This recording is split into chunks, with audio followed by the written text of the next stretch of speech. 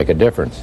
It's also raised a question because it's supposed to take a couple of hours even before these mobile Scud missiles can be prepared for launch and launched. So there must have been some I don't know where in Iraq, but launched from somewhere where they weren't under surveillance, where they weren't being overflown constantly by American fighters. Senator Dole, I think that many people don't understand, at least not completely, the complication of Israel entering the war. Now, the Israelis, as you pointed out, have a long history. Their attitude has been, and they tell everybody, you hit us, we respond immediately. Now, for one thing, if Israel does that, it could change the alliance, question mark. Two, the Israelis might have to overfly Jordan to get back to attack Iraq, and that could cause some complications, could it not? Oh, this could open up, depending again on how severe it is and what the response is from the Israeli Prime Minister and the Israeli government, a can of worms, because they would have to overfly Jordan.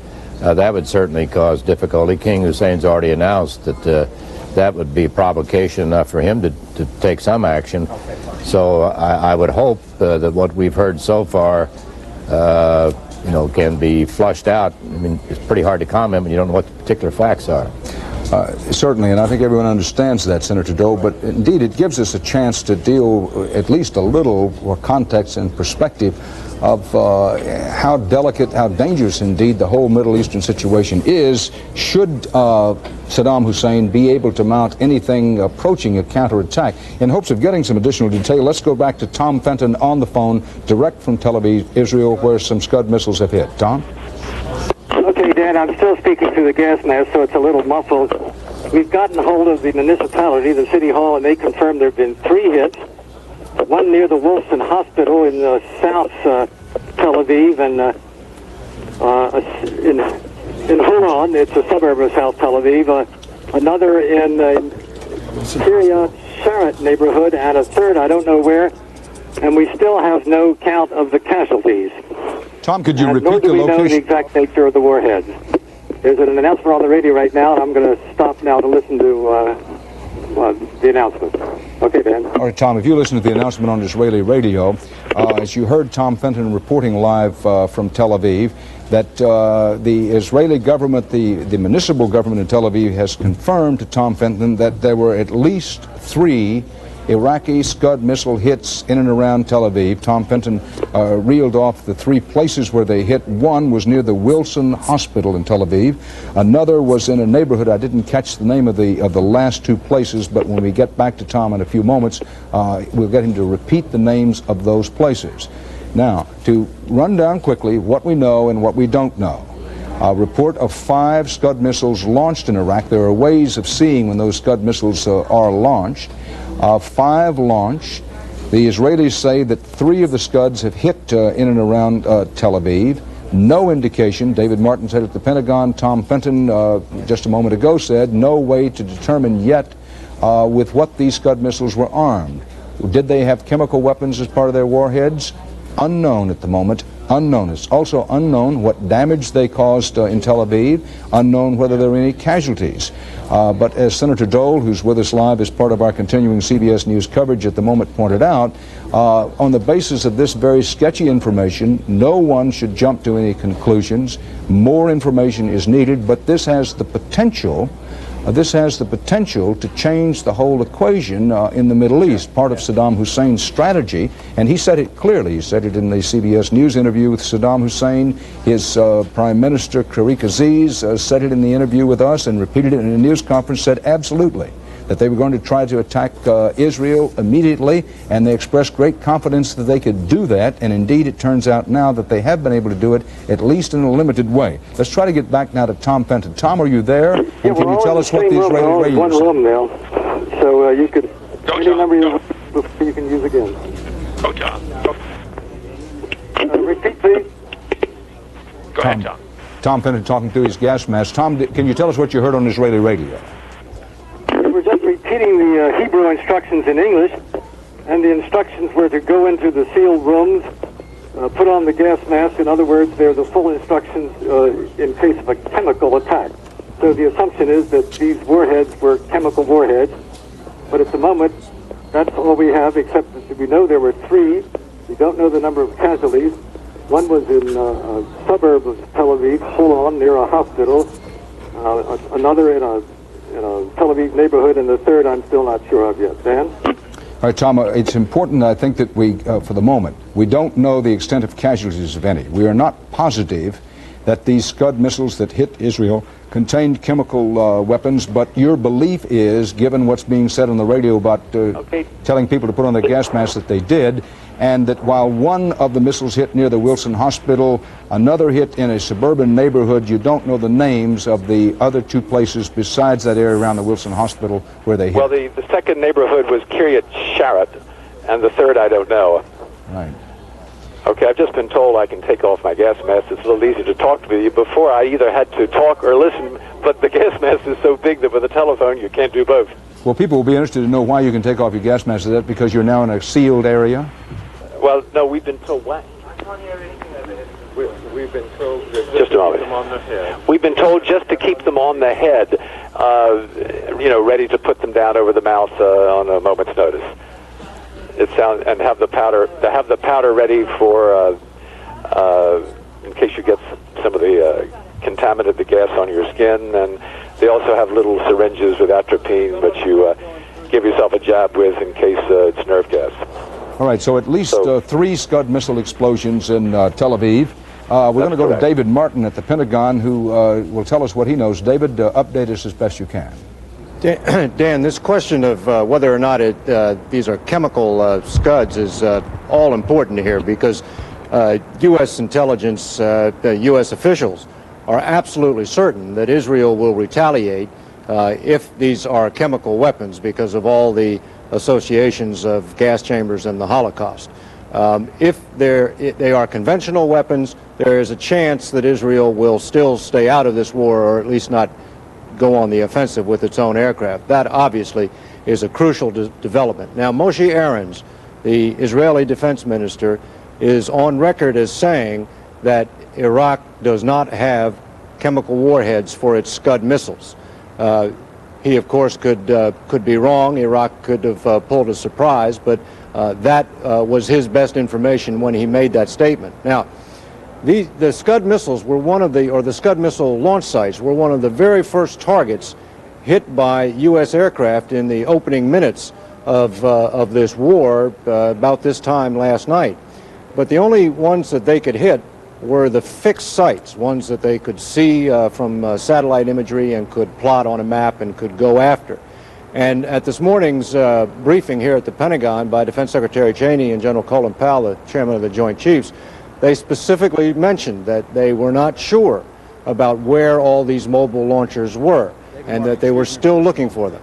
Yeah. Sorry, David, to interrupt, but Bob Simon in Dhahran, Saudi Arabia, reports hearing air raid sirens. Let's go to Bob Simon on the telephone. Bob? Dan, the siren started going off about 10 minutes ago. People in the hotel have been instructed to go down to the shelters. People are trekking down to the shelters now. We do not know the large American Air Force base next door has been put on a state of high alert. We do not know if the alert is based on independent information here that harm is coming this way, or whether it is a reaction to the news that the Scud missiles landed in Israel. The hotel has turned the power off, which is why we can only talk to you on the phone. Dan?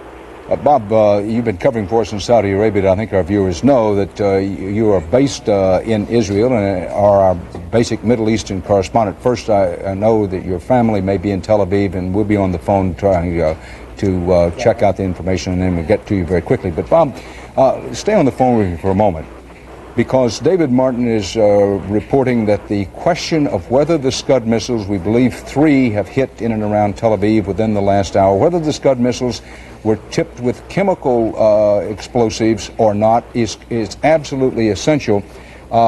Based on what you know of the Israelis, are they likely or unlikely to respond to this, even if the Scuds did not have chemical warheads? And I think it depends on where they hit and on how many casualties there are. If there are many casualties, I think the pressure on the Israeli politicians, on the Israeli Air Force to respond immediately will be irresistible. That's just a guess, but I think so. The Israelis just never trusted the Americans from the start on this. The Israelis have never entrusted their defense to anyone. The Americans have tried to reassure them that they would take care of these Scud missiles. It was looking very, very good until now. Since Israel got hit, the Israelis, it's difficult to know how they will react to what is certain to be increasing American entreaties to let them, the Americans, take care of it. Since the Americans have obviously not solved the problem, the Israelis just may feel they have to do it on their own, which will change the equation of this whole situation immediately and dramatically. We'll be getting back to you, Bob, for more details on what, if any, significance there is to the sirens sounding again in Dhahran, Saudi Arabia. Right now, let's go back to Tel Aviv and Tom Fenton on the telephone. Tom, update us on what's happening there in the wake of at least 3 Scud missiles hitting Israel. Okay, Dan, I'm talking through the gas mask again. We've been told to put them back on.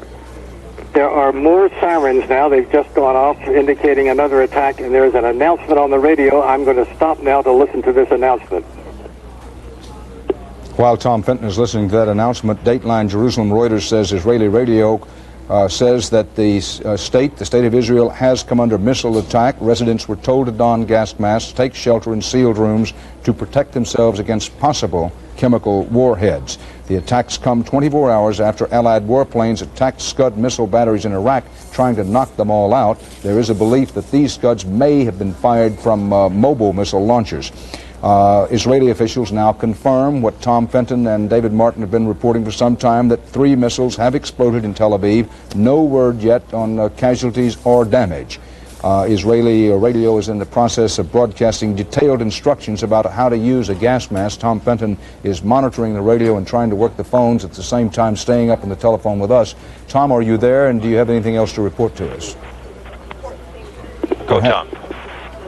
Okay, this is Fenton again, still talking to the gas mask. There's an announcement from the Army spokesman saying that he does not have final information and reminding people to stay in the shelter, keep the gas mask on, and to stay calm, and there'll be more information when they have further details.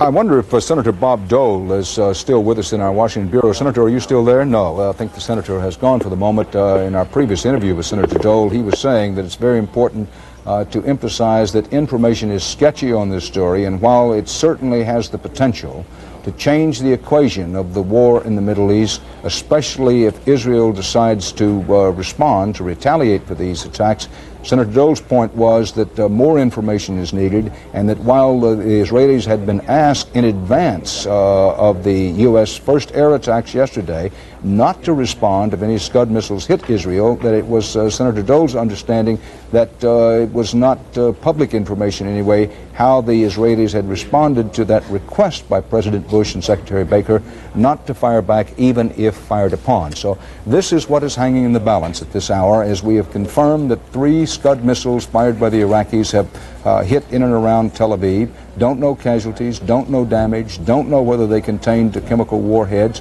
That the Israelis have a long policy of striking back when they have been struck. To do that, there are ways they could do it otherwise, but the quickest way to respond, if the Israelis decide to do it, would be to fly over Jordanian airspace. The Jordanians have warned time after time that they will not allow the Israelis to cross through their airspace. The Israelis said before the war started, listen, number one, if we are attacked, we will attack back. Number 2, if it's necessary to go over Jordanian airspace, I believe, I'll check myself on this, certainly the Israelis left a clear indication, if they didn't say flat out right, and I think they did, that if necessary they would fly over Jordanian airspace, but we'll check that. So that's the story about this Scud missile attack on Israel as of the moment. Now, in our Washington studio is Jordan's ambassador to Washington. Mr. Ambassador, thank you very much for being with us. What do you make of this news of the Scud missile attack on Israel, and what is Jordan's position if Israel decides to respond by overflying Jordanian airspace? Oh, well, it is of course a cause of great concern for us that this, if this is true, if this is confirmed that this has happened. As you know, Jordan does not have the military capability to handle missiles. We don't have anti-missile missiles in order to intercept such operations. And so, of course, it is beyond our means to stop them. However, we are indeed hopeful that wisdom will prevail on the part of the Israelis, that the widening of this conflict does not take place, because it does have a ripple effect, and many other countries may somehow become involved. And I do not know if that would be to the best interest of Israel. However, as we know, the Israelis have always prided themselves on their ability to have a sort of a long arm. They have gone to Entebbe, if you recall, several years ago. Mr. Ambassador, And excuse so me for one moment please. for interrupting. We will come immediately back to you. It's necessary for me to say at this point, our CBS News coverage of the war continues.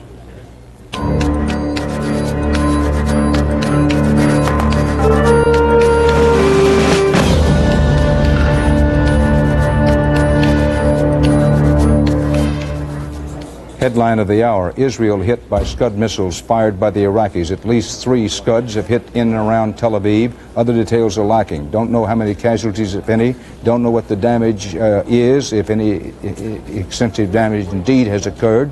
What we know and all we know is that 3 Scuds have hit Israel. Now, in a conversation with Hussein Hamami, who is the Jordanian ambassador to the United States, and Mr. Ambassador, forgive the interruption there, it was necessary. You were making the point that previously the Israelis have talked about the long arm of their military, and if you want to pick up that point, I want to give you an opportunity Yes, I to was do so. suggesting that the Israeli Air Force has been capable of undertaking operations far from the Middle East and into Africa, the Entebbe operation at the time. And in military terms, it seems to me the straight line is not necessarily the best, particularly as it affects, as it has political ramifications. So if you look at the map of this part of the world, that you will find that there are other methods for Israel to move its air force aside from straight across Jordan. Now, what would some of those other ways be? That's an important point. Well, it is obviously that somewhere to the south, and indeed you have your allies in that region, and from that area, obviously the Israelis can go across. But we certainly, I want to stress this very important factor, and that is, it is important, it is essential to preserve as much as possible the containment of this problem, not to have it spill over, because the spillover is going to, it's like a chain, it's going to be a chain reaction, and the potential of widening the scope of the conflict can be that much greater. The Jordanian ambassador to the United States in Washington, part of our continuing CBS News coverage of this major development of these Iraqi Scuds hitting Israel. Tom Fenton is on the phone again from Tel Aviv with the latest. Tom, gathered that you have no new factual information, but sum up what you do know, please. Once again, with the authorities, and they say they've sent people out to check. They're not sure whether or not it's a chemical attack. They sent medical technicians there to make a test. Sirens again? Okay, sirens are sounding again. Also, I wanted to point out that General Avihu bin Nun, the chief of the Israeli Air Force 2 days ago, said that if Israel were to retaliate against Iraq, it would not necessarily have to go through Jordan. He didn't indicate how it would go, but the assumption is it would go south of Jordan and around through Saudi Arabia. Good point, Dan? Tom. Tom, you were once chief of our bureau in Israel. You know the Israelis well. You're well connected with sources there. What's the probability? Scuds have hit Israel now. We don't know whether they had chemical warheads or not. Are the Israelis likely to listen to Washington, which no doubt is saying again, listen, don't take the bait, don't respond to this? Or is the likelihood that they are going to respond with the possibility of setting off, as the Jordanian ambassador told us a moment ago, a chain reaction that can change the whole outlook for the war? Well, they're much more likely to, sorry, Dan, they're much less likely to respond after the astounding performance last night and early this morning by the U.S. Air Force. I would be certain that if the Air Force hadn't gone in and pounded them the way it did, that the Israelis would immediately... just a moment, something else coming in. I've just been told that there are casualties in Holon, the areas south of Tel Aviv. And all the ambulances in Tel Aviv are being sent to the south. That's the latest we have, Dan. So there are casualties in the suburb south of Tel Aviv. Holon is the name of the place. Say again, Tom. Holon, Holon. It's a suburb south of Tel Aviv, sort of a working-class suburb. A Holon suburb south of Tel Aviv. There are casualties reported there. Ambulances on the way. One of the other areas hit was near the Wilson Hospital. Hospital. Dan, if I'll break in again. Please. There are reports from Moshe Alpert, our man in the north. There are 3 more missiles, 2 in the Haifa area, and 1 at Sfat. That's a town in the north of Israel. So that's 3 more reported in the north of Israel. That's from our own man, Moshe Alpert, up in the north. So we now have confirmed 3 Scud missile hits in Israel, 3 in and around, a total of 6. That's 6. Total of 6. 2 around Haifa, 1 at Sfat, 3 in and around Tel Aviv. There are known to be some casualties, at least in the Holon suburbs south of Tel Aviv. Ambulances racing to the scene. Much more about this. Right, Dan. Yeah, much more about this, Tom, that we don't know. We don't know the extent of damages. We don't know how many casualties they are. We do not know, very important, whether these Scuds carried chemical weapons or not. But Saddam Hussein has been able to make good on one of his threats. He has hit Israel with some Scud missiles. Now, our CBS News coverage of these new developments in the war in the Gulf continues.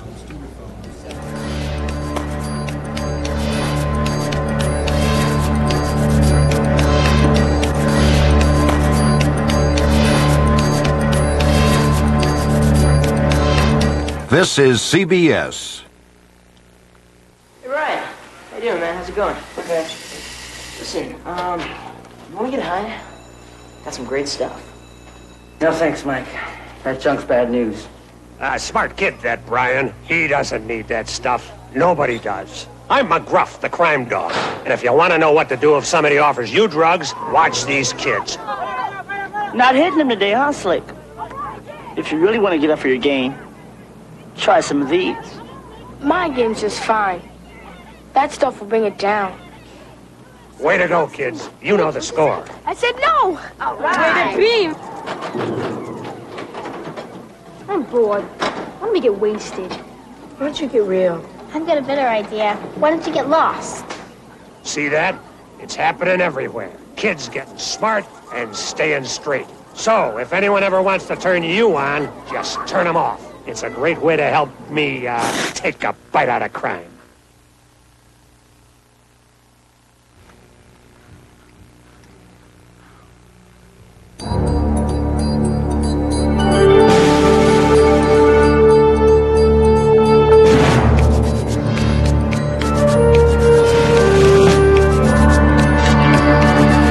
Watching CBS News continuing coverage of Showdown in the Gulf. From CBS News headquarters in New York, here is Dan Rather. The potential for a significant change in the Persian Gulf War has arisen over the last hour. 6 Iraqi Scud missiles have hit Israel. 3 in and around the Tel Aviv area. There are some casualties, at least in the southern suburb of Tel Aviv called Holon. 3 missiles in and around Tel Aviv have hit there. 2 have hit in the Haifa area. 1 has hit in the smaller area called Sfat in the north of Israel, told. Tom Fenton is our man on the scene. Tom, are you there on the telephone? Perhaps not yet. Let's go to David Martin at the Defense Department. David, what do you know?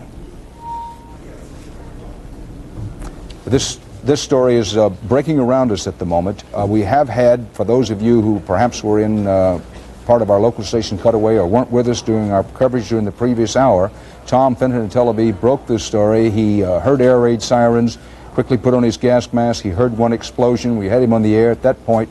We did not know what the situation was. We now do know that at least 6 Scud missiles have hit Israel, 3 around Tel Aviv, 2 in Haifa, 2 at Sfat. Let's try again to get Tom Fenton up on the telephone. Tom, are you there? Dan, I'm here. I'm getting reports that there are fires to the south of Tel Aviv. I presume that's in the Holon area. There are helicopters flying around there. There are a number of jets in the airs, and somebody suggested that maybe 1 or 2 of the booms that I heard were sonic booms. That's a possibility.